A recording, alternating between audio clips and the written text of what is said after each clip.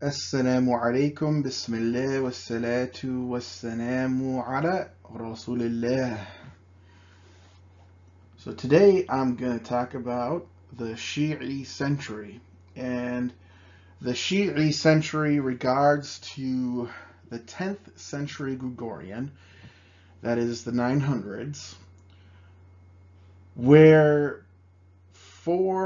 predominantly four different Shi'i dynasties took over a lot of territory, and even though they let the Abbasids stay in power as figureheads or didn't really mess with the Abbasid caliphs, probably because they didn't want to irritate the larger Sunni population that outnumbered them, they kind of left them alone. Except for the Qaramita, who we'll get to in a moment, who actually tried to destroy the Abbasid Caliphate. In other words, the Abbasid Caliphate lost power to the Shia and were mere kind of like figureheads. And the Shia really actually ruled things on the ground and had all the real power.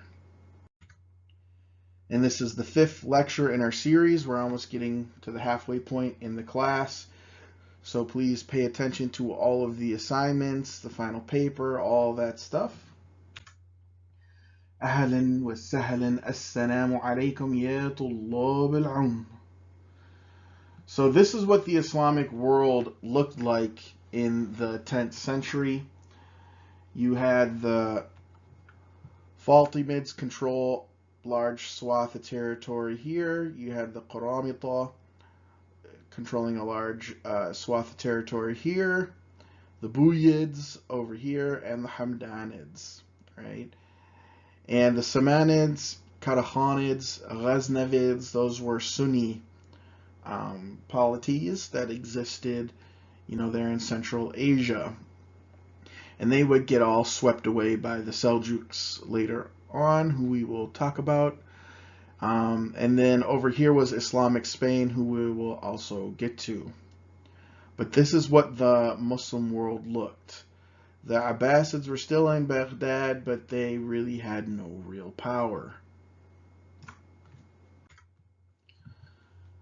So, the Shi'i century is sometimes referred to as the interlude between the Abbasid and the Seljuqa, the Seljuks. And the Buyid dynasty, which ruled over basically Iran and southern Iraq, they were a Shi'i dynasty founded by Ali ibn Buyeh, who conquered Fars in 934 and made Shiraz his capital. And his younger brother Hassan ibn Buyeh conquered other areas there. Anyways, they conquered Persia fairly quickly, most of Persia. And then in 945, Ahmed ibn Buyeh conquered Iraq and made Baghdad his capital. Like I said, they didn't depose the Abbasids, but they were basically in control of Baghdad. And he received the laqab, or nickname, honorific title of Mu'azz al-dawla. So these types of Mu'azz was a popular name during this time. Names with dawla were popular during this time, as we will see. And you have the name Imad al-dawla, Rukn al-dawla. So these were kind of like a theme during the time, as we will see. And they were initially Zaydi Shia, or Fivers, as they're known. They follow the 5th Imams. Zaydis are a certain sect of Shia where they believe in the concept of tafdeel. Tafdeel means giving favor or fadl to somebody. And what they meant was that they gave tafdeel, or preference, to Ali bin Abi Talib, the companion and 4th caliph, karramallahu wajhahu. He has a special dua that you give for him. May Allah ennoble his face. karramallahu wajhahu instead of radiyallahu anhu. And this is a Sunni thing. This is not something Shia or anything. And so they kind of have this intermediate position where they're not completely Shia in the sense that they completely oppose or think was totally unrighteous the caliphates of Abu Bakr, Uthman, and Umar, but rather they preferred that Ali had been the caliph the whole time. And many Sunni ulama consider them as Sunni and not technically as Shi'i. Their fiqh is very close to Hanafi fiqh, but they have hadith and fiqh opinions that go back to their imams, the first 5 imams.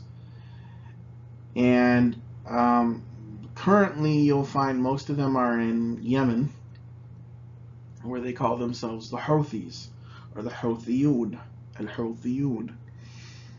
But before that, they were all over the Islamic world, primarily in Iraq, however.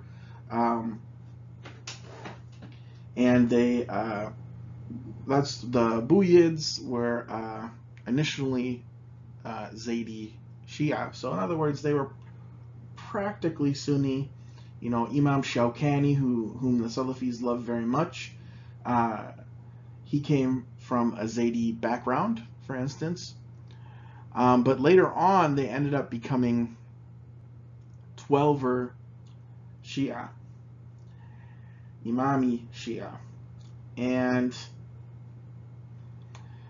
the Abbasid revolution, as we discussed last time, was meant to appeal to Shia and anti-Umayyad sentiments.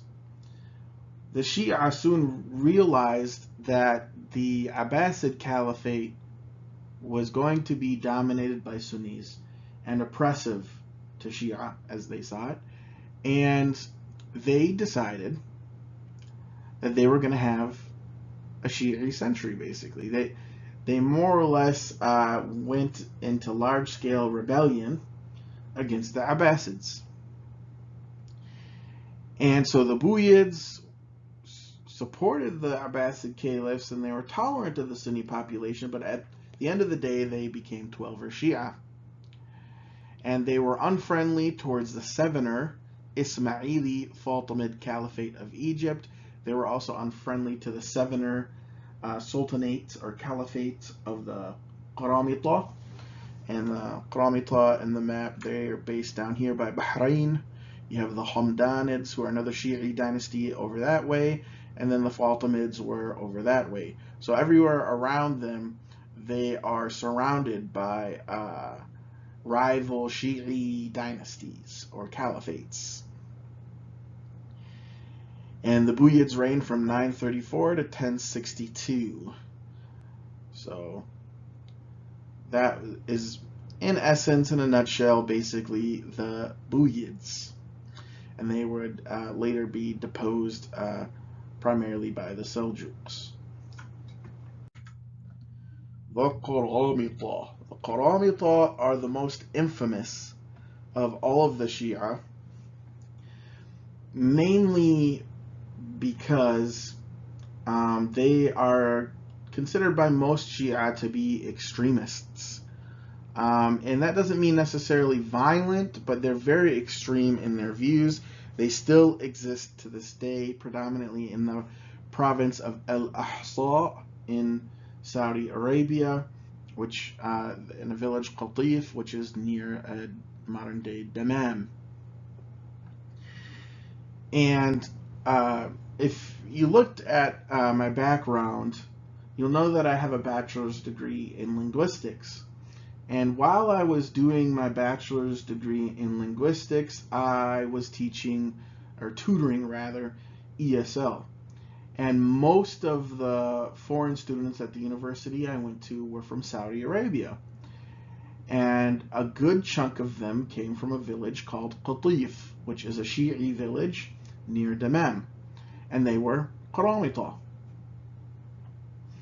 And they would, because I was Sunni, they would insult me to my face and call me all kinds of names, but still come to me to get help with homework. So they were an interesting bunch, to say the least.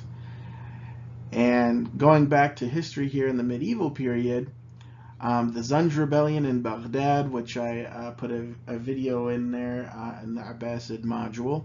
The Zunj rebellion was going on in Baghdad, and because of the chaos that it all brought forth, the Qaramita basically decided they were going to take advantage of the situation and expand their territory. So they captured Mecca, Basra, Kufa. They also were, how can I say, like catapulting and sieging Medina at the time. And they went into what's modern day Oman and caused all kinds of chaos. They were known for being very brutal and killing people left and right, kind of like the Khawarij. And the Khawarij also occupied the same territory here in eastern Saudi Arabia. It's always been a stronghold, even now to this day, of Khawarij and Qaramita. And they were both very violent towards one another and very violent towards everyone else. And they nearly captured Baghdad and destroyed the Abbasid Caliphate in 927. So they were fighting the Buyids, and their goal was to kill the Abbasids and completely destroy Sunnism altogether. They sacked Mecca and Medina in 930. And the thing that they're most infamous for is they stole the Hajar al-Aswad, the black stone, from the Kaaba and brought it to Qatif, this village I mentioned where most of my tutoring students were from. And they actually broke the stone in half. So to this day, when you make Hajj, there's a crack in the black stone, and that's because they actually physically broke it in half. Or yadu billah. And they held it ransom. And they forced the Abbasids to pay a huge sum of money for its return in 952. This type of desecration shocked the entire Muslim world, humiliated the Abbasids because they didn't have power to stop it.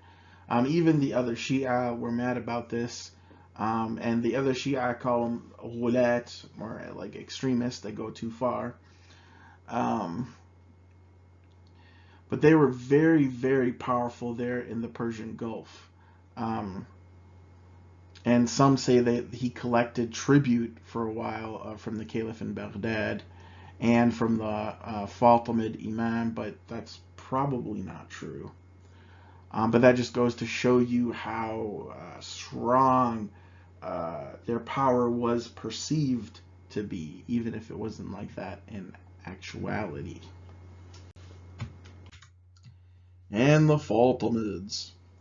So, right above me here is a living Shi'i Imam that they still follow to this day. In the Fatimids, they're Ismailis, which are Seveners, but they broke them and the Qaramita separated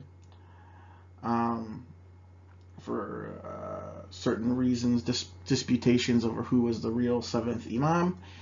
And so the Fatimid Ismailis, they went from the Middle East over to Qayrawan in Tunisia. And in the outskirts in Libya and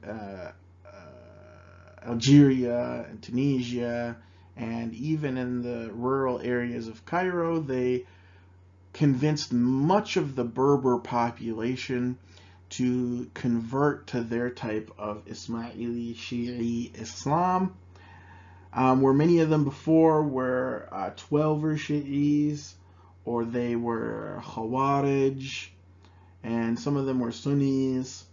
But anyways, they got a large following amongst the Berbers, which allowed them to conquer Qayrawan in modern-day Tunisia. And they built up their army, gained converts, used Qayrawan as a base, and in 969 they went over to Egypt that they've been eyeing for a long time, and they conquered the city of Fustat. And Fustat was a garrison city or town that was established by Amr ibn al-As radiyallahu anhu when he conquered Egypt. And they renamed it to Najm al-Qahira, the star of conquest or conquering star, which was what they called Mars. And it was supposed to be like a sign that their caliph or their imam was the true imam, and he was destined to have Cairo, and so it kind of functioned as propaganda. But what they did is bring a lot of stability to Cairo. From 975 to 1075, it was a major production center of Islamic art and ceramics, one of the wealthiest cities in the world at the time. They established Al-Azhar University for study. Originally, it was a Shi'i institution, an Ismaili Shi'i institution. If you go to Jami' al-Azhar, if you go to Jami' al-Azhar today, and I've been there, across the street is Maidan Imam Hussein, this in Masjid Imam Hussein, where Hussein's head is allegedly still buried there. There's a shrine, a Barih, that is there that you can visit if you so choose to. So you still see the Shi'i history there actually fairly strongly in that sense. But as we know, Al-Azhar has been a Sunni institution ever since the Ayyubid conquest of Cairo. So that changed. But even during the time where the Fatimids were in power, they were not trying to upset the Sunni population, who made up the majority of Muslims. So they were quite tolerant of their Sunni interlocutors, very tolerant of, I guess you could say, the Sunni ulama in Egypt and things like that. So the Sunni ulama were able to produce their scholarship largely unhindered, it seems. However, that does not mean that the Fatimids didn't have their own ideas and their own refutations of Sunni thought, as seen with al-Qadi al-Numan in the reading response, right? So that's essentially the Fatimids in a nutshell. And like I said, to this day they follow a living Imam, Agha Khan IV, who he mainly lives in France, but he has, estates in Portugal and Britain. Lisbon, Portugal, I guess, is where the headquarters of the Fatimid, or rather Ismaili Caliphate is, I guess. That's like considered their capital now, where Aga Khan has property, and his net worth has been estimated at 13.3 billion. He was married previously to a white female Muslim convert whose name was Inara, who was of German ancestry, but they divorced. They do have a son, so he does have a prince who will take over as caliph after he passes away. So the Ismailis are still out there. They exist in many different places in India, Pakistan, all over the world. So this is still, this history still has a lot of reverberations in the here and now. The Hamdanids were a relatively smaller, I guess you would say, caliphate or emirate or sultanate, very small, and they didn't last all that long. And they basically covered this territory of Mosul and Halab. And it's kind of similar to the area that ISIS took over in 2015. Mosul and like Aleppo, or you could say northern Mesopotamia, they've always been kind of connected, oftentimes in many different states. You'll see that Ayyubids kind of organize in this way as well, with Nuruddin Zengi, right before really the Ayyubids take over. But it's common that these get paired together in many different sultanates and emirates and things like that. So just keep that in mind. But the Hamdanids, they're actually most remembered not much for anything political, but for their great poet, al-Mutanabbi, who died in 965. And I'm going to read to you a couple lines of his poetry. I hope I do it well, because Arabic poetry, it's hard sometimes to get the rhythm or the buhur correctly. The what's that in English? Kind of like the pattern, the structure, the rhythm. But معلش, let me start. أن الذي نظر الأعمى إلى الأدب واسمعت كلمات من به صممي الخيل والليل والبيداء تعرفني والصيف والرمح والقرطاس والقلم.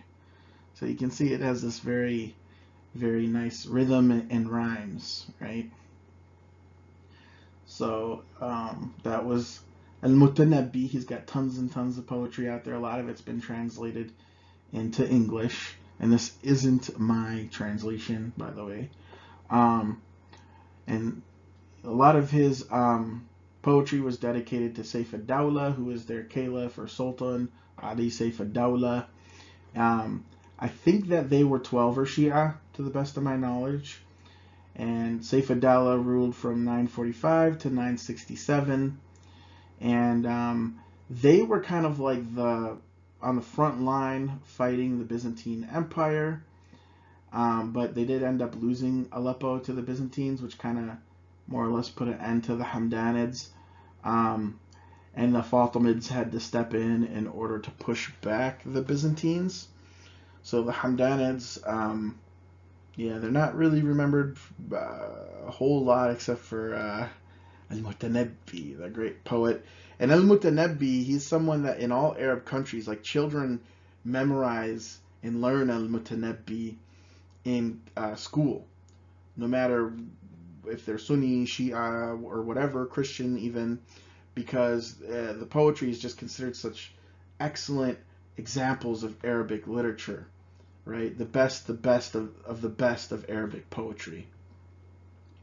So that's my little spiel on the Shi'i century. I'm also going to have a video just right after this on some more details about the Shi'i century.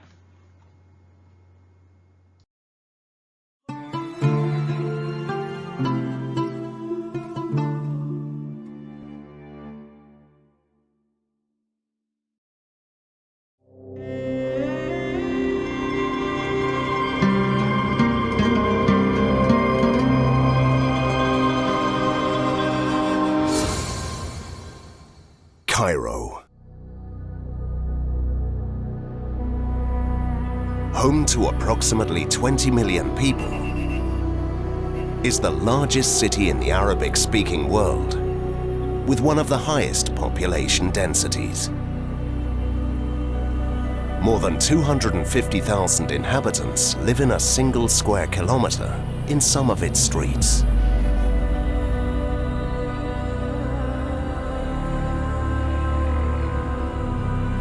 Almost 1 in 4 Egyptians lives in the enormous capital of Egypt. It is a vast city of excesses, dominated by concrete, traffic, pollution and crowds. But it is also a great repository of many cultures.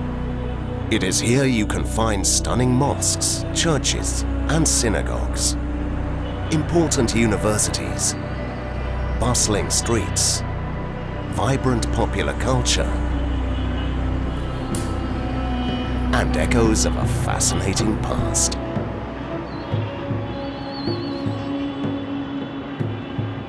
Its origins stretch back far in time, with ancient settlements before the Christian era, but the name Cairo was first mentioned in history more than 1,000 years ago, when the rulers of the Fatimid dynasty chose this place to establish the capital of its empire. And they called it Al-Qahira, the victorious.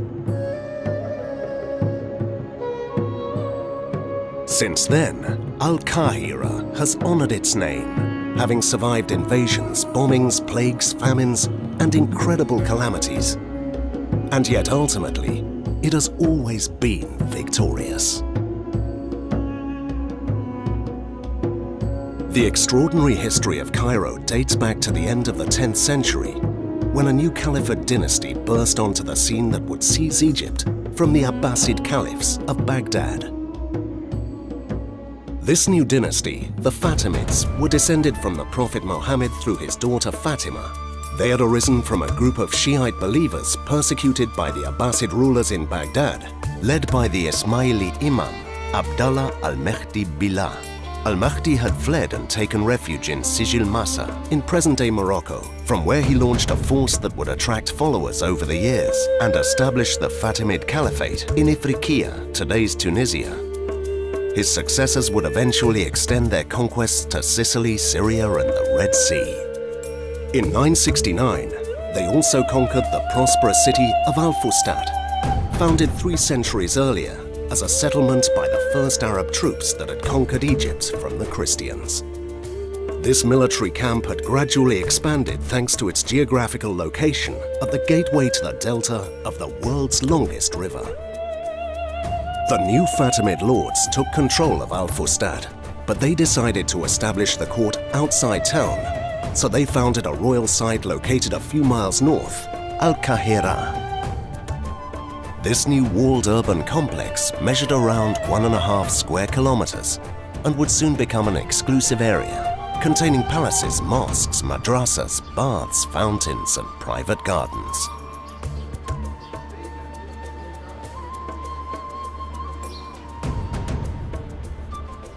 Archaeologists have uncovered many examples of the urban layout of this early Cairo. We found next to the Ayyubid wall, we found this beautiful Fatimid wall made of mud brick, and we were lucky enough to find 2 kinds of Fatimid structures.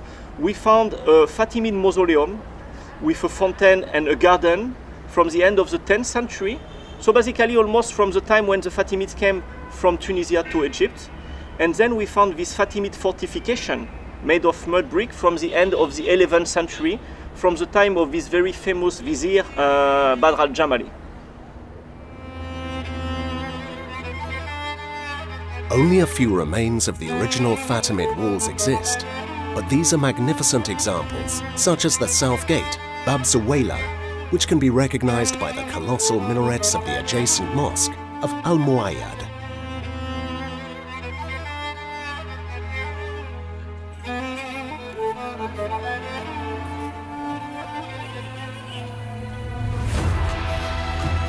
Zuwayla was the name of one of the many North African Berber tribes that formed the Fatimid armies in their conquest of northern Egypt. The gate was renowned over the centuries for hanging the heads of criminals there for public scorn.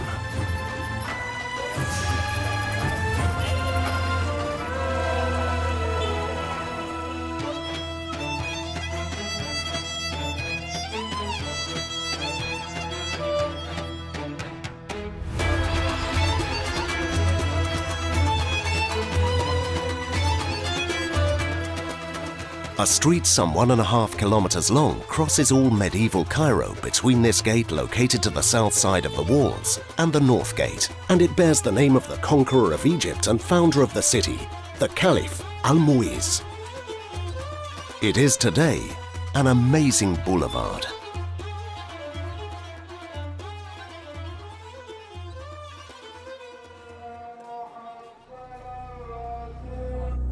The north gate, Bab al-Futuh, still looks monumental, despite the low height of the entrance caused by the level of the street, which has progressively risen over the centuries.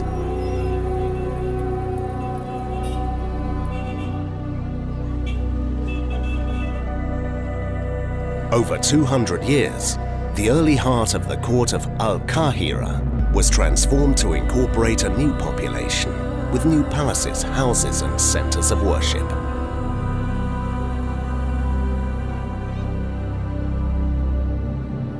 Egypt experienced a very high degree of prosperity, and both the new city of Cairo and the older city of Al-Fustat witnessed an extraordinary flowering of intellectual life, the arts, the sciences, and architecture.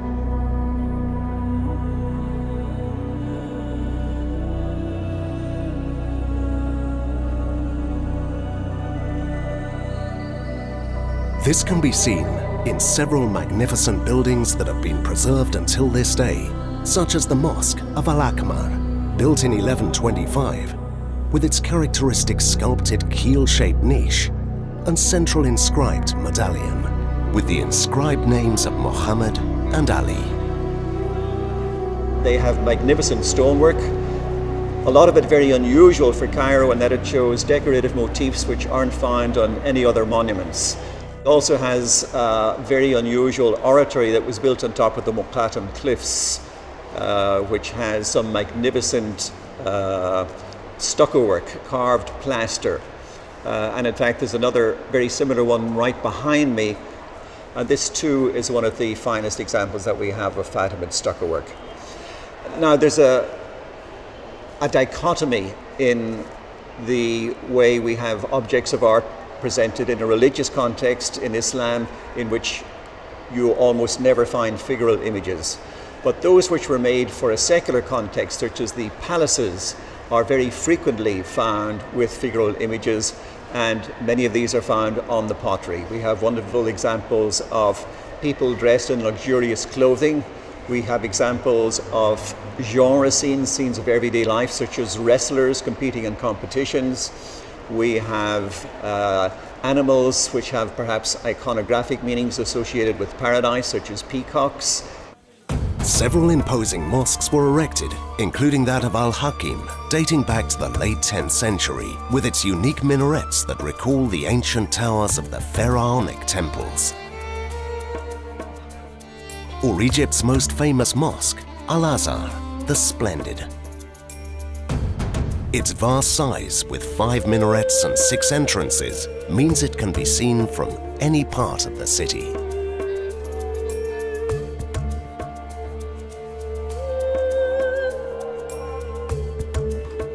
It is today a mix of constructions from different periods based around its original nave, supported by 300 marble columns with pre-Islamic period capitals and subjected to constant restoration processes.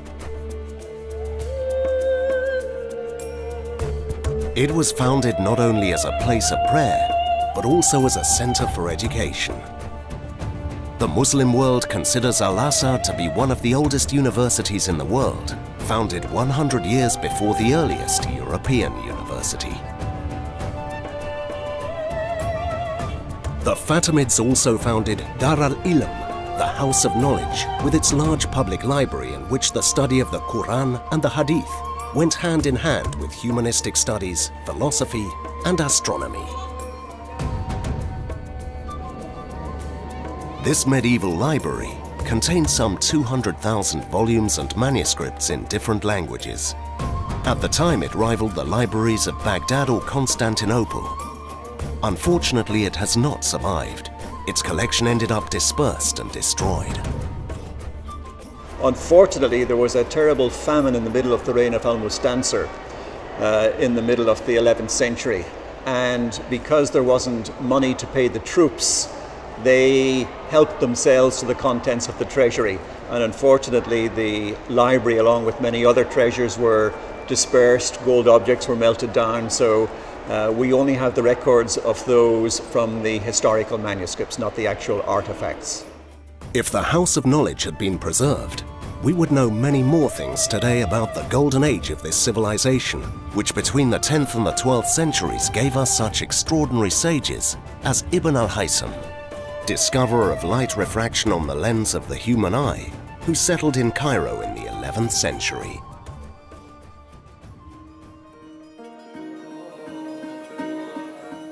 The Fatimids constituted a minority.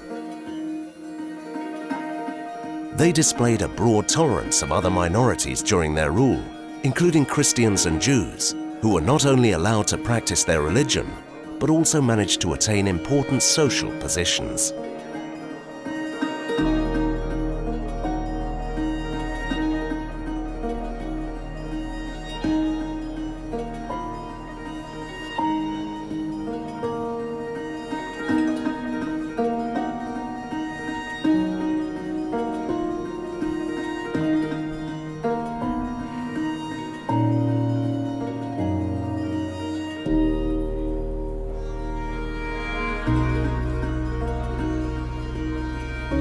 Now, tolerance itself is relatively a modern term, and it relates somehow to our idea in the modern period of religion being a personal issue and a private affair. We can remark upon is that, on the one hand, non-Muslims under Fatimid rule were not heavily persecuted, and that the Fatimids do not seem to have had a concerted policy of converting their populations to Islam or to Shi'i Islam in particular. Now, this also led them perhaps to appoint several important non-Muslim figures and authorities in position of authority. So that was relatively unusual in comparison to other Muslim rulers at the time, under whose rule usually non-Muslims faced a glass ceiling. There was a limit to how far they could be promoted in the administration and in government. Cairo was a cosmopolitan city that attracted immigrants from throughout the world. The largest commercial center between the East and West. Anything could be found in its bazaars. Mats from Alexandria and Basra, turbans from Spain and Sicily, ropes from Baghdad, Armenian rugs, Chinese ceramics, scented soaps from Tunisia, steel swords from Damascus, Byzantine brocades, pearls from Muscat, and rubies from Ceylon, and 26 varieties of linen made locally.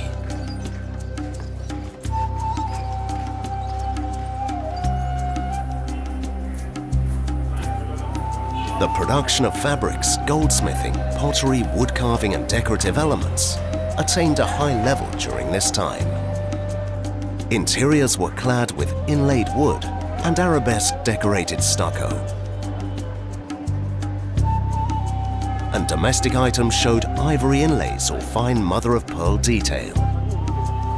The art of metalwork and rock crystal carving became extraordinarily refined.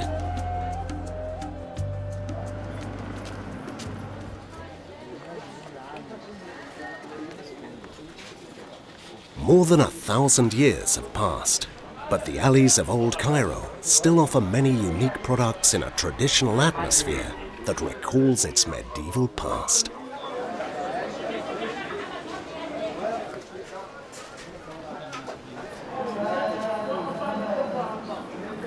And inside the modest houses of the historic city, there are still workshops for dyeing yarn and many other artisan workshops that have survived the passing of the centuries.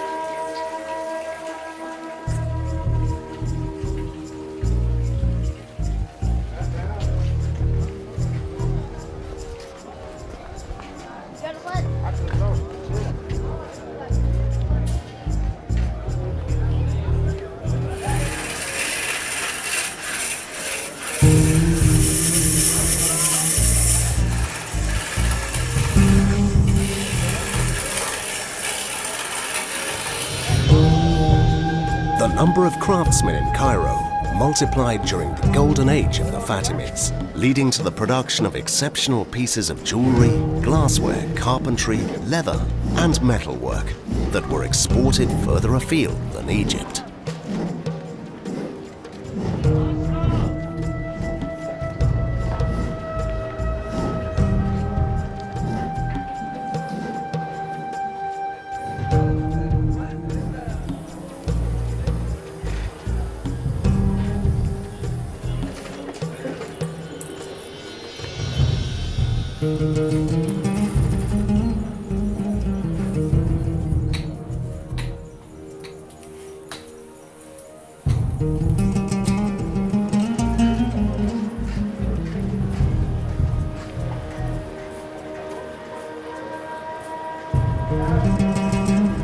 The products created today in these small Cairo workshops are on display in traditional and tourist markets such as Khan al-Khalili, still a faint echo of the fame they enjoyed centuries ago.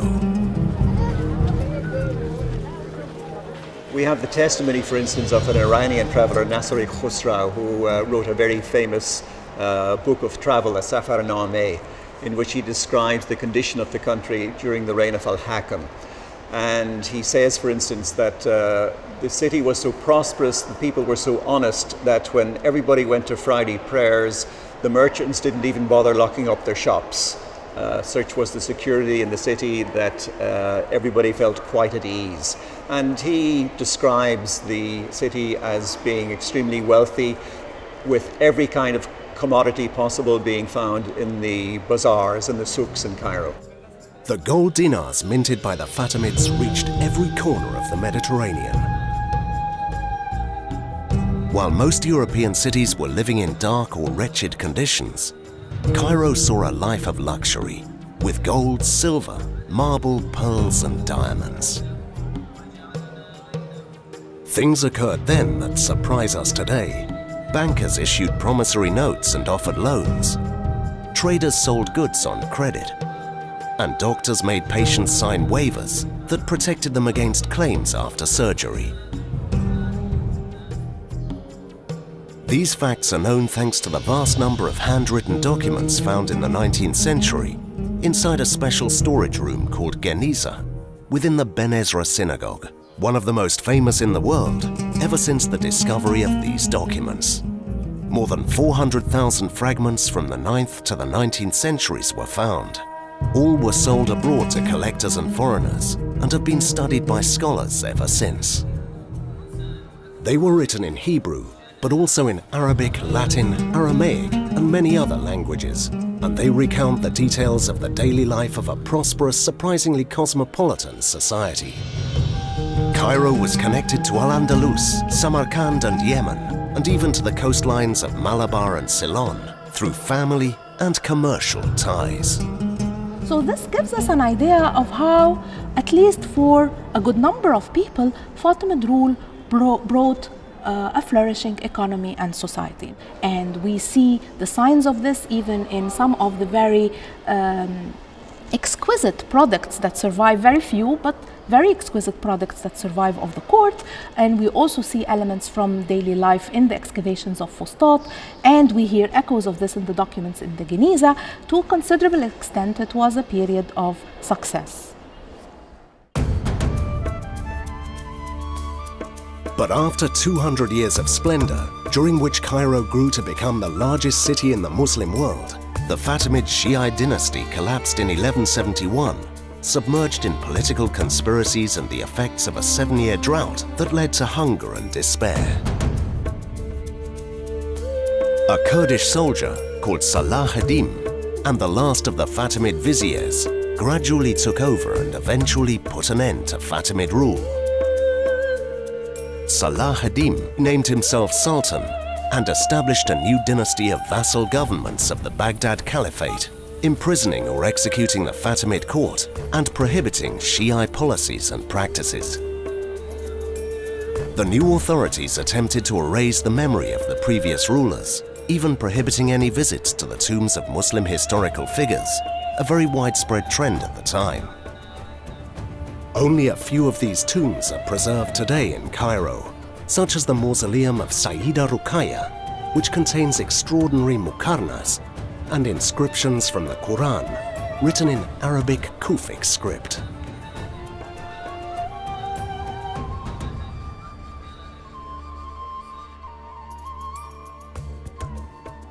The new ruler, Salah ad-Din, wanted to display his power. So he commissioned the construction of a new royal residence, the Citadel, a symbol of this new era. More layers of history have accumulated in Cairo since the collapse of the Fatimid regime until today, such as the subsequent eras of the Ayyubids, the Mamluks, or the Ottomans.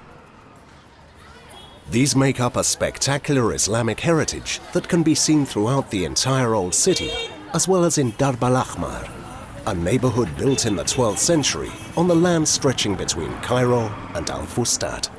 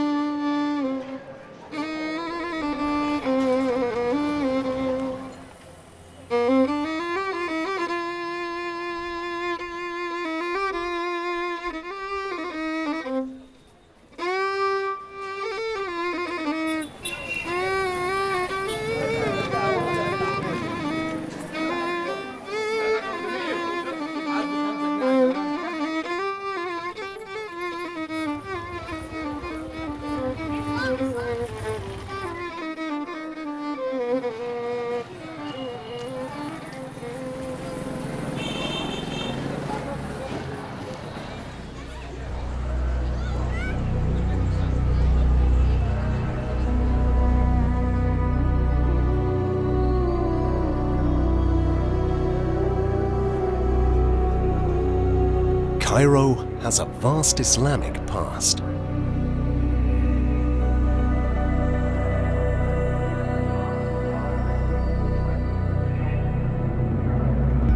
The oldest mosques that remain standing, such as the 9th century Ibn Tulun, display a combination of materials and styles from different periods.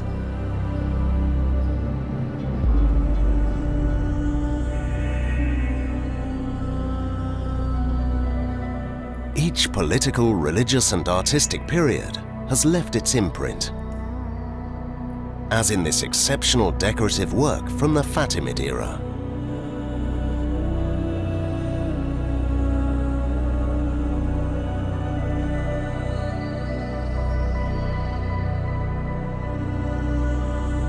What is very interesting is how the Fatimid art and architecture has taken from previous decorations like Byzantine and Coptic and created its own forms and its own designs.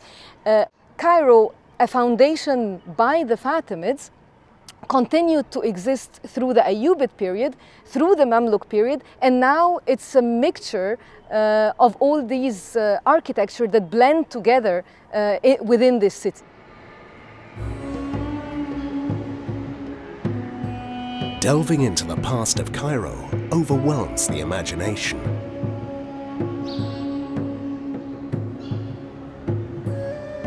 Cairo is like a fantastic volume of stories gathered over centuries about men and women, rich and poor, the weak and the powerful, locals and foreigners, all adding to a uniquely fascinating and complex historic narrative.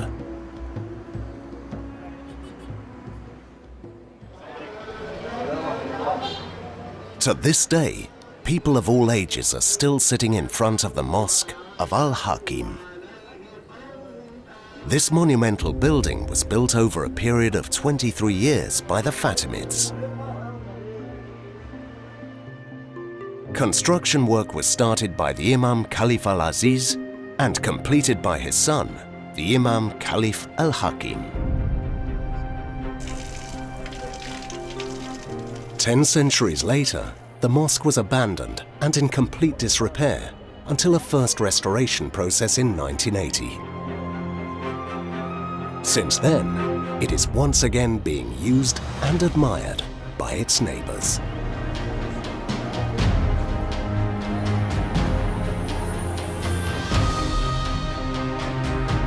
Few cities in the world can boast of housing the heritage of so many civilizations.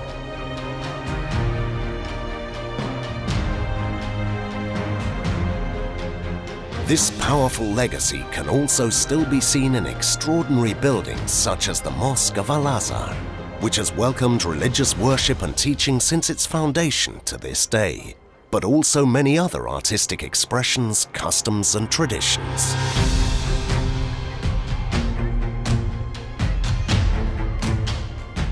The Fatimid dynasty, one of the most splendid ever known in the Muslim world, made a large contribution to this legacy.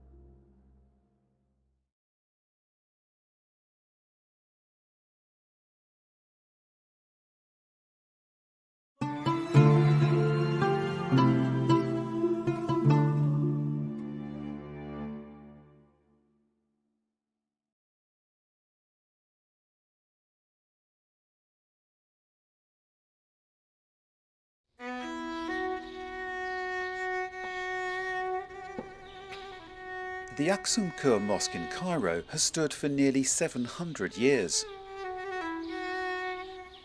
Popularly known as the Blue Mosque, it closed in 1992 following earthquake damage. Now, thanks to the Aga Khan Trust for Culture, its doors are open. The mosque's restoration is only one part of a much broader urban revitalisation project in the historic but run-down Cairo neighbourhood of al-Darb al-Ahmar. This includes the construction of Azhar Park on a site which was a rubbish dump for hundreds of years. Today the park receives millions of visitors a year.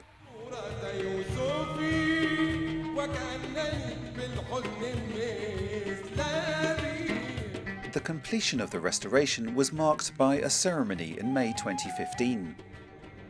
In attendance were His Highness the Aga Khan, the Governor of Cairo and Egypt's Minister of Antiquities. It is not enough only to conserve an architectural treasure.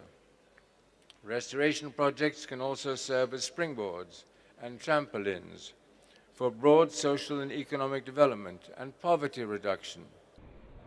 I think people of this area and people of Cairo will witness more and more projects that will be done in this area, and that will enhance the quality of life. A team of 60 to 80 craftsmen and conservators carried out the detailed restoration. After the earthquake, some of these beams was broken, and we decided to remove that broken one and remove one layer of the painting, and we brought a new beams, a good one, and we glue the painting parts, and we install it again to keep the same pattern of the beams. As well as make good earthquake damage, they also undertook seismic retrofit measures to protect against future earthquakes. But this project is about much more than just reviving a mosque and a rundown neighbourhood. In undertaking this work, we are not only attending to our own Islamic heritage, but also preserving an essential part of the patrimony of all humankind. Good afternoon, everybody. A very warm welcome. Thank you so much for coming out on this really horrible day. I hope we have a sunnier time in this auditorium. Before I start, I would just very much like to acknowledge the indigenous peoples who kept the land on which we are today safe and prosperous over many, many millennia. In particular, of course, most recently, the Mississaugas of the Credit River, who considered this land as Turtle Island and were the guardians of a long, long history and culture on which we are now allowed to build, and we are grateful that we can share the land and share our cultures with them together today. So, today I would like you to meet the Fatimids. And really, these Fatimids were one of the most successful and splendid dynasties in Islamic history, and most certainly in the history of Egypt in particular. But who actually were they? How do we know about them through art and culture? And how did they themselves think about who they were? In answering these questions, of course, their name gives us the very first clue, because the Fatimids traced their family lineage back to the Prophet Muhammad through his daughter Fatima, who also was married to his first cousin Ali, and from whom the line of successors that the Fatimids and the Ismailis, about whom I will tell you a little bit more later, descended. So based on the fact that their lineage went back to the family of the Prophet, of course, they saw themselves as the rightful heirs to the Prophet and his message and his legacy, both in spiritual and religious terms and in societal and even political terms as the rightful leaders of the Muslim community or Ummah at large. Historically, through the sources, we actually can trace the Fatimid movement back to the mid-9th century when we hear about a certain Abdullah who emerges in the Khuzestan area of southwestern Iran, leading a rather covert religious movement that we now know as the Ismailis, named after a descendant of Fatma and Ali, Ismail bin Ja'far. The message of the movement already at the time was very much not only spiritual, of course including righteousness, good governance, tolerance, and always the importance of seeking knowledge, but it was also political in that it claimed that the rulers of the Islamic world at the time, the Abbasid caliphs based in Baghdad, were in fact unjust usurpers, and the Fatimids promised to relieve the Islamic world of these usurpers and announced the expected arrival of a Messiah-like savior for the Ummah as a whole under the leadership of Fatima's descendants. Now, obviously, as you can imagine, that didn't go down very well with the authorities, and persecutions took place that forced the movement to change, if you like, base. So the Ismaili movement went from the Persian Gulf area, Basra and Khuzestan, to Salamiya. Let me see if I can get this pointer to work. Just there in Syria, southeast of Hama. From here, the Ismailis sent out missionaries all over Iran, into South Asia, into Yemen, and also very much into North Africa, preaching justice, preaching egalitarianism, the collaboration between religions for the benefit of a successful and harmonious community, and so on.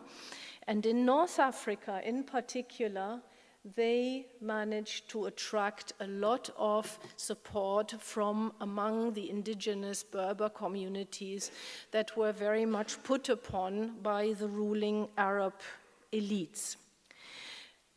Over the years, their success gently grew, and in 909, the Fatimids had established themselves so successfully that they could actually establish openly a counter-caliph, a counter-leader of the Islamic community in Raqada, in what is now Tunisia. And from there, they consolidated their power across North Africa, and then were able to build their first purpose-built, if you like, Fatimid capital in 921 at Al-Mahdiya, southeast of Sus. Thank you, Giovanna. And I would also like to thank Henry Kim and his colleagues here who made this event possible. I've had a very bad cold, so I try to cope with it. Now, my talk today is related to the spiritual foundations of the Fatimids. The Fatimids, as you know, founded a major new caliphate in the year 909 in a remote corner of the Islamic world, in North Africa, in the region of Afriqiya, which covered actually today's Tunisia and eastern Algeria. They ruled for 262 years, a fairly long period, first from North Africa, and then in the second phase of their rule and caliphate, after they had conquered Egypt and founded the city of Cairo, which became their capital, That was in 969. 4 years later, the fifth Fatimid Caliph, al-Mu'izz, transferred the seat of the Fatimid state from Ephyria to Cairo. The Fatimids were also city builders. In addition to Cairo, they founded 2 more capital cities while they were still ruling from North Africa. The first one was al-Mahdiya, named after the first, the founder of the Fatimid Caliphate, Abdullah al-Mahdi. And the second one was Mansuriya, which was founded by the third Fatimid Caliph, al-Mansur. The Fatimids also patronized arts and sciences and learning in general. They founded a number of academic institutions of learning, like Al-Azhar, which started as a mosque but was soon turned into a major institution of learning. And they also founded, the Darul Ilm, or the House of Knowledge, by the Fatimid Caliph al-Hakim in the year 1005, which became really a major academy. They founded massive libraries, including the one house, the Darul Ilm, which possessed, we are told, more than 400,000 manuscripts. Fatimids were also extremely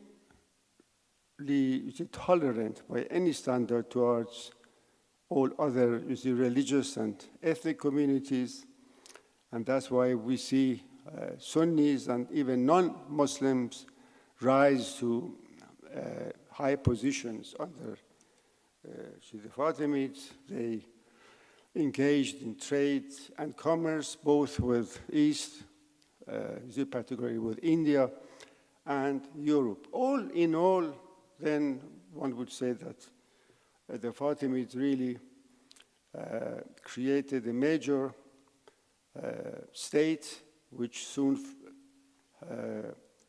grew into an empire, and they actually surpassed the Abbasid Caliphate. And Cairo, in its heyday, was much more significant than Baghdad, that was the capital of the Abbasids. My talk today refers to the spiritual foundations. That has to do with the fact that the Fatimids had dual identity. They were not only heads of state, rulers, and caliphs, but also the spiritual leaders, teachers and guides, or more appropriately, imams of the Ismailis, a very significant Shi'i Muslim community. Now, it is this aspect of the Fatimids which I would like to dwell upon a bit now. And to do that and to fully understand in its Shi'i sense the role of the Fatimid caliphs as the imams of the Ismailis, we need to backtrack to earlier periods, because this entire office or institution of the imamat was rooted in earlier teachings and development and history, in fact, of the early Shi'i Muslims. That will take us back to the succession dispute on the death of the Prophet in the year 632. As we know, we had the historical caliphate, which meant that a number of eminent companions of the Prophet,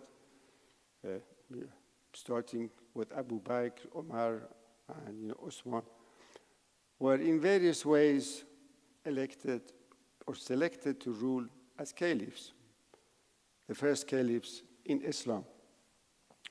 But from early on, there was this other group comprised of friends and companions of Ali ibn Abi Talib, the cousin and son-in-law of the Prophet, married to his daughter Fatima. And this is the root of the name that later the Fatimids adopted for their dynasty, because they traced their descent to Fatima, the Prophet's daughter. They believed that Ali was better qualified than any other companion of the Prophet to succeed him. Of course, not as a Nabi or Prophet, because the Prophet himself had said that he was the seal of the prophets, the Khatam al-Anbiya, but as the leader of the Ummah, the nascent Muslim community. And Ali himself believed in the legitimacy of this claim based on his kinship to the Prophet, his knowledge of the Quran, and the Islamic teachings. The Shia further believed that the Prophet himself, when returning from his final Hajj, the pilgrimage, at a point along the route between Mecca and Medina, known as Qadir Khum, had actually appointed Ali to be as his wasi, his legatee, and his successor, under divine command. It's also important to realize that the Shia from early on, although part of these ideas probably evolved and developed over time, but from early on it seems that they held to a specific conception of religious authority, because they believed that the message of Islam and its teachings had emanated from sources and contained truths hidden in that message which could not be attained and accessed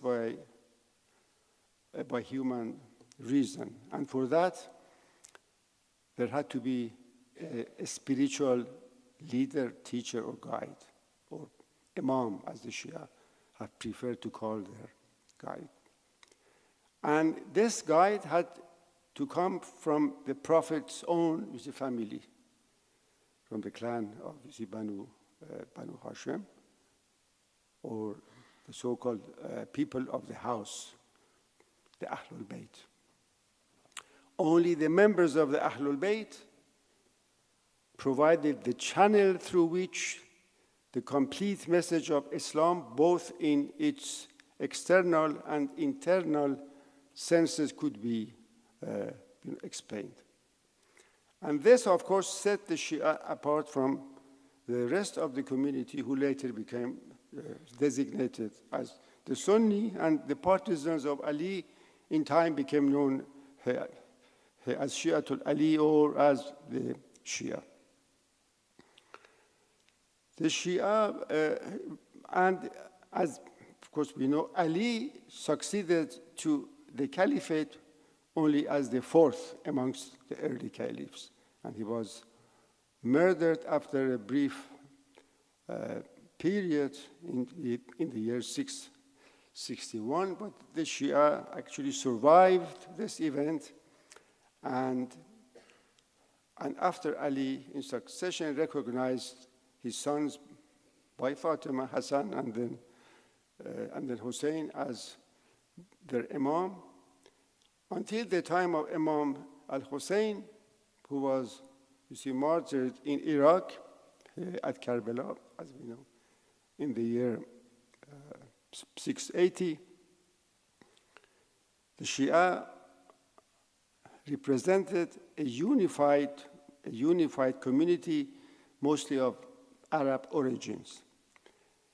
But after the events of the Karbala, by that time, the various branches of Ali's household and family, the Ali's had grown. So the Shia themselves split into a number of groups, sects, or firaq, each one sort of developing its own views and following an Ali as their imam. At this time, one of the main communities was the so-called Imami Shi'i community. They traced their imamat through Imam Hussein's sole surviving son, Ali, and then his son, Imam Muhammad al-Baqir, and then his son, Imam Ja'far al-Sadiq. It was in the time of Imam al-Sadiq that the Imami Shia became the most important early Shi'i community with a distinct, identity, mainly due to the teachings of Imam Baqir and more so of Imam al-Sadiq.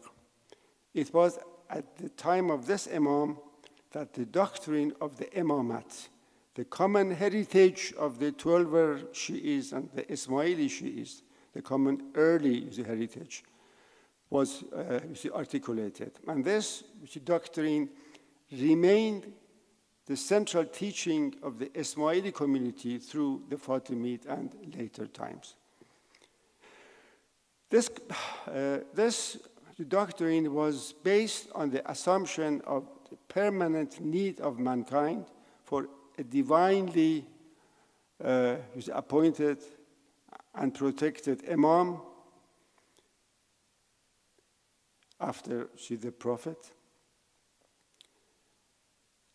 and after Ali, who was designated by the Prophet himself, as I mentioned, after Ali, the line of the Imams would continue in the progeny of Ali, especially through his younger of the two Fatimid sons, Imam al-Hussein. This Imam was in possession of a special knowledge or ilm, and he would be appointed by the Nas, or the explicit designation of the previous Imam. This Imam was the sole legitimate authoritative teacher of men in all their spiritual affairs. And at any one time, there could not be more than one such Imam. And this Imam was the proof of God, the Hujjatullah fil Ars, the proof of God on earth.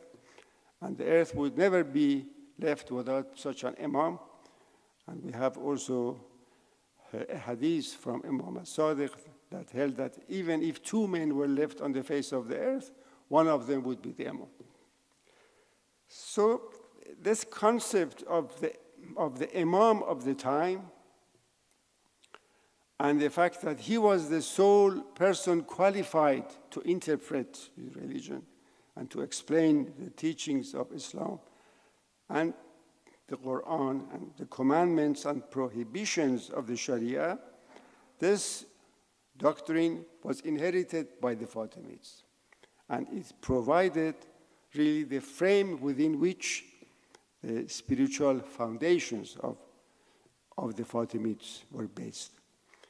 When Imam al-Sadiq died in the year 765, his succession was again disputed, and the Imami Shi'is, who were his followers, split into a number of groups or factions. One eventually became known as the Isna Sharia, or the 12 Shia, and another one who acknowledged the imamat of Ismail after Imam al-Sadiq, and they became known as the Ismailiyya or the Ismailis.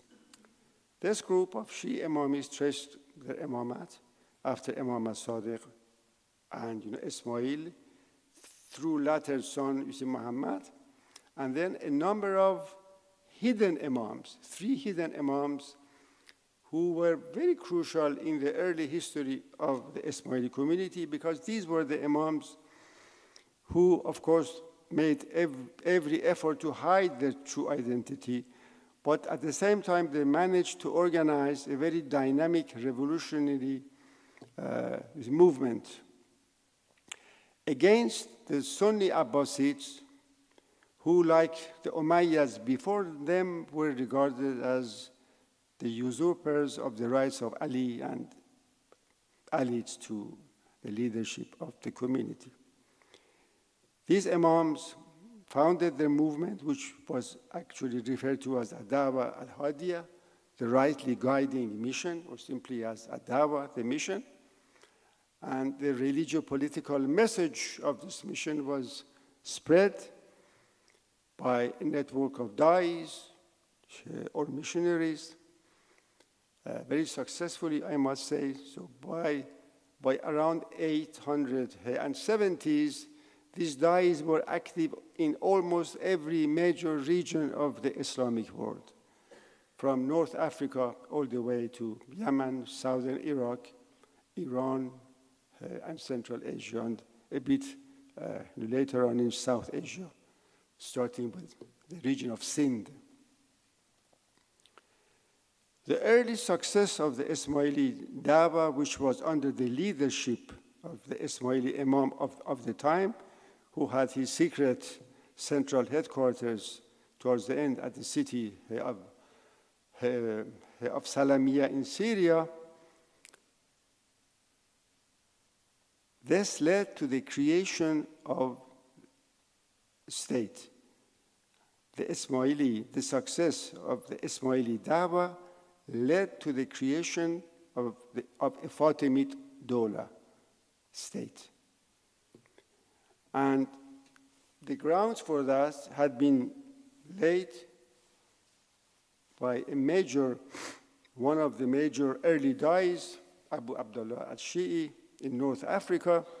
He had been active there for almost 20 years amongst the local Berbers, especially from the Confederation of Kotama, and he actually organized the Kotama Berbers into a well-disciplined army, and this army, in fact, served as the backbone of the Fatimid armies for many, many years to come. And the Imam of the time, Abdullah al-Mahdi, meanwhile, had gone from Salamiyya in the year 902 to Egypt, and then to the city of Sejel-Masa, which is situated in today's southern Morocco. And then by 909, when Abu Abdullah Shi'i had managed to defeat the Aqlabids, who had ruled over that part of North Africa on behalf of the Abbasids, al-Mahdi entered the capital city of the region, known, as I said, as Afriqiya, the city of Qayrawan, and it was now heralded that leadership had reverted back to the Ahlul Bayt, to the people of the house. Now, this was a major success, not only for the Ismailis, who now for the first time possessed a state of their own, a major state of their own, but also for the Shia in general, who not since the time of Ali himself had had a state. This, of course, did not sit well with the Sunni world in general, and the Abbasid caliphs, because now the Fatimid caliphs, who were in fact the Ismaili imams, could present their own Shi'i challenge to the Sunni Abbasids. And a challenge that was only perceived, I would say potentially, in the year 909 had become actualized.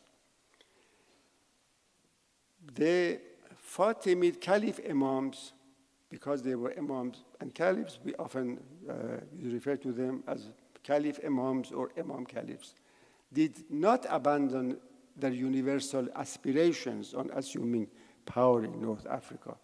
They aimed to spread their rule over the entire Ummah and beyond, and therefore they maintained their Da'wah organization. Although initially, while they were ruling from North Africa, they had to confront a number of internal and external problems and difficulties posed by the Umayyads of Spain, the Abbasids, the Byzantines, and perhaps above all, also the inhabitants of North Africa, who were strongly anti-Shi'i because Shi'ism had never had any deep roots in North Africa.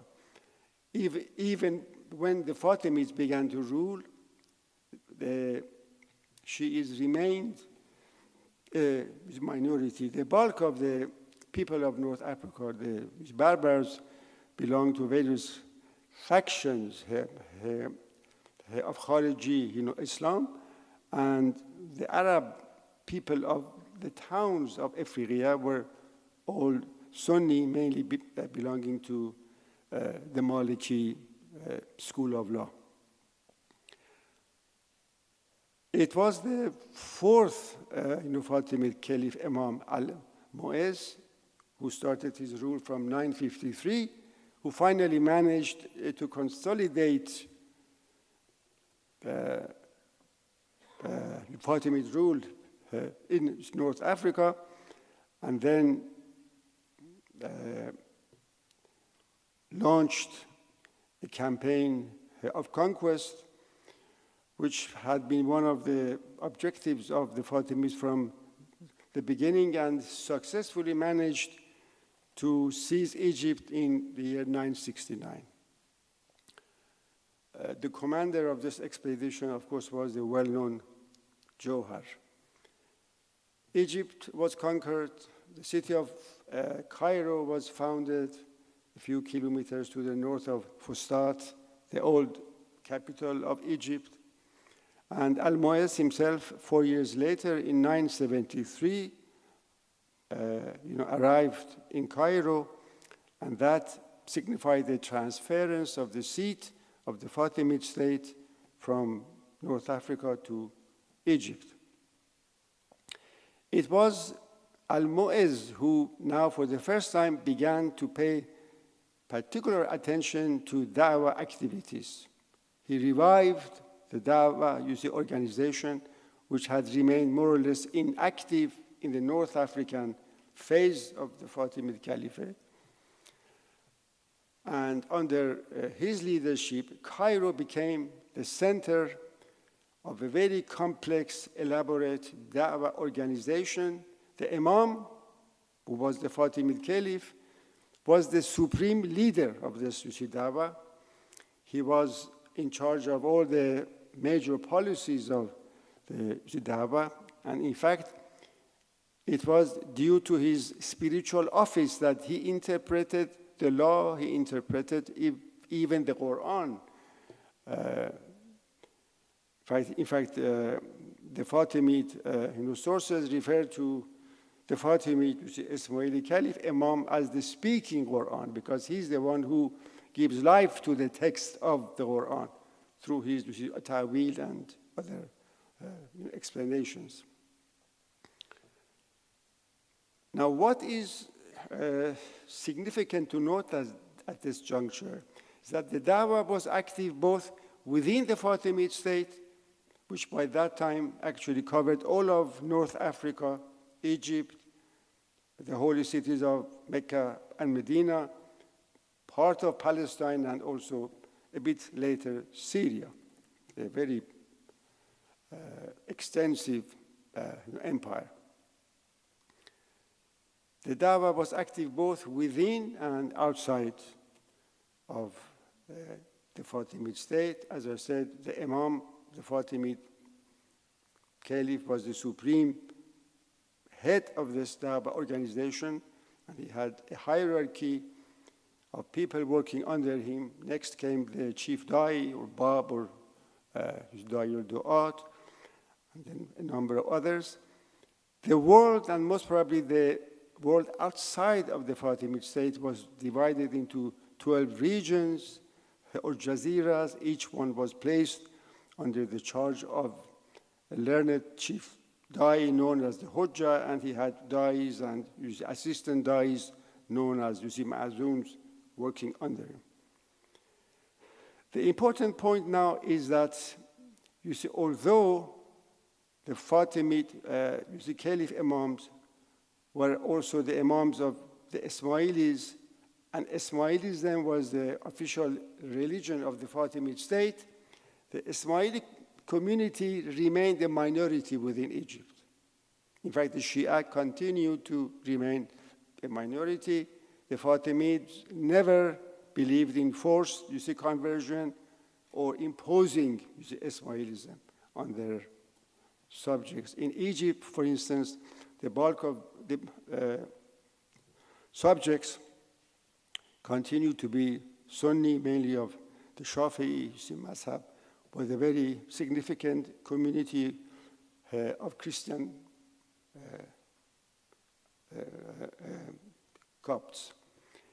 It was, however, outside of the Fatimid states, oddly enough, where the Ismailis were more often than not actually persecuted, that the Ismaili Dawah had its greatest and most lasting success. Why? Because these regions were already familiar with a variety of Shi'i traditions, Isna Asharis, Ismaili, and also Zaydi. So during the course of this Fatimid period, due to the activities of the Da'is outside of the Fatimid state, many Ismaili communities sprang up, all acknowledging the Fatimid Caliph also as the rightful Imam of the time, as the, in fact, the sole authoritative spiritual teacher. These activities reached their peak by the time of the 8th Fatimid Caliph Imam al-Mustansir. Many learned Da'is, we do have their names, hailing from various parts of the eastern sections of the Muslim world, the so-called Iranian world, Da'is like al-Nasafi, Razi, al-Sijistani, al-Kermani, al-Mayyid fi din al-Shirazi, and last but not least, which is Nasir Khosrow. They also, elaborated a number of intellectual traditions, including the so-called tradition of philosophical theology. They use various philosophical traditions, including Neoplatonism, in expressing, in maximizing the intellectual appeal of their theological message, because at the time in those regions they were addressing the message to the elite and to the educated strata of the society. So by the time of al-Mustansir, who died in 1094, the Fatimids were they still had their spiritual authority both within, but much more so outside of the Fatimid state which had actually prepared the ground for, I would say, for survival of Ismailism after the downfall of the Fatimid Caliphate and dynasty in the year 1171. It was due to the spiritual foundations of the Fatimids and the activities of their dais and the success of their mission, especially outside of the domains of their state, that Ismailism managed to survive the demise of the Fatimid Caliphate in its two forms, mainly meaning in the Tayyibi and the Nizari forms. And as we know, on the death of Imam al-Mustansir, the Ismailis, they again faced a succession dispute and split into two groups, one following al-Mustali, and later you see Fatimids as the Imams, and later on they found their stronghold in Yemen and then in India, where they became known as Boras, and the other branch acknowledging the rights of the original heir designate of al-Mustansir, Nizar, and tracing their imamat in the progeny of Nizar, who founded another state centered at the fortress of Alamut, which actually was there for 166 years until it was actually uprooted by the Mongols in 1256. To sum up, I would say the Fatimid caliphs, by contrast to other caliphs like the Umayyads of Spain or the Abbasids or the early Umayyads, were also in possession of this spiritual office, the office of imamat, which served them, which brought them followers outside of their state, people who were not subjects of the Fatimid state, but they acknowledged the Fatimid Caliph as the rightful imam of the time, and they followed his teachings and guidance. And that good tradition has continued through the Nizari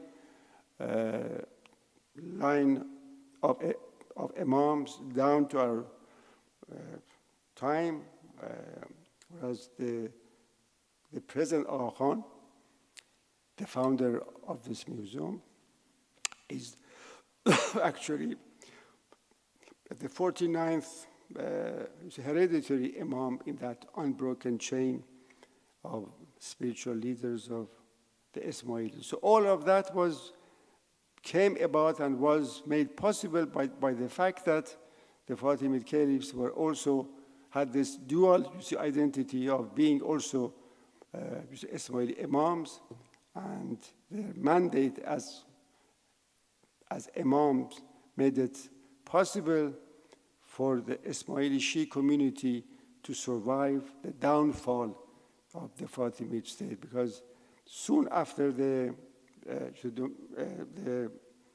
uprooting of the Fatimids in 1171 by Saladin, Ismailism actually disappeared almost completely from Egypt, but it went on. It survived in Iran, in Central Asia, in South Asia, in Yemen, and later in India. Thank you for listening.